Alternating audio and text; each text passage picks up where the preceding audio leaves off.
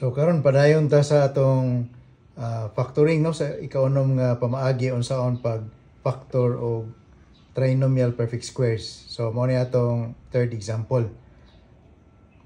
Okay? So ang unang buhaton na to ato sang i-test kung na full ba na siya diha nga pamaagi no. So ang atong buhaton pag check, pag verify kung perfect trinomial ba na siya.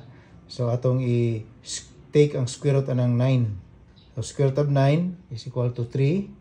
Then take the square root of 4.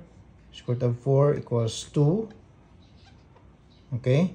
Nagkahuman na, i-multiply na to ning 3 and 2. So 3 times 2 equal to 6. After that, multiplied by 2. Ang kanang result na to nga 6, which is equal to 12. So kung tanawin mo ang result na to, 12, dili siya pareha diri sa coefficient sa atong second term or middle term. Sa ato pa, kana siya nga expression, dili ni siya perfect square. So this is not perfect. It's not a perfect square trinomial. So dili siya perfect square trinomial. Sa ato pa, dili na to siya ma-solve using katong method nga atong gamit para ani niya.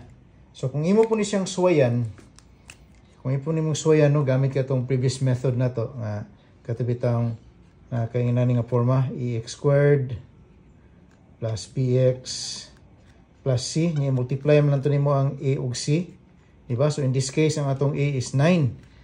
So ang given na to is 9x squared plus 6x plus 4.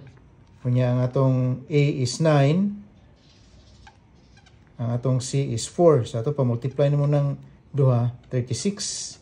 So karon ari ta mangita og factor sa 36. Unsa may mga factor sa 36? 36 and 1 or 1 and 36, positive na siya. So sa ato pa, positive po na atong mga factors dapat. Unsa pa? Natay 2 times 18 or 18 times 2, pwede po ni siya og 3 times 12, di ba? Unsa pa? So possible factors ana. Pwede po na siya og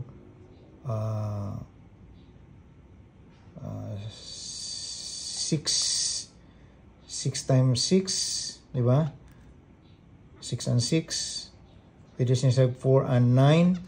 Pero asa man yung kombinasyon nga inig-add nimo mo result siya og 6x or inig-manipulate nimo mo result siya og 6x. So wala, lisod kayo, di ba? Kung imo po tong gamiton tong pamaagi nga ang coefficient sa x squared is equal to 1, mahimo ni siyang fraction. Diba? Kung i-divide mo both sides, both or each term by 9 para lang mahimong x squared ni siya. So mahimo ni siyang x squared niya, mahimo ni siyang 2/3.